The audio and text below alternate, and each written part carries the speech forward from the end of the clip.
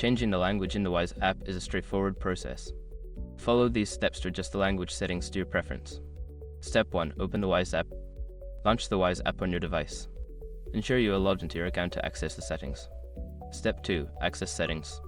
Look for the settings icon, usually represented by a gear or 3 horizontal lines. Tap on it to enter the settings menu. Step 3. Find language options. Scroll through the settings menu until you find a language option. This may be listed under a section like General or Preferences.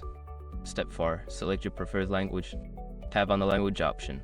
A list of available languages will appear. Choose the language you wish to use by tapping on it. Step 5. Confirm changes. After selecting your preferred language, confirm your choice if prompted.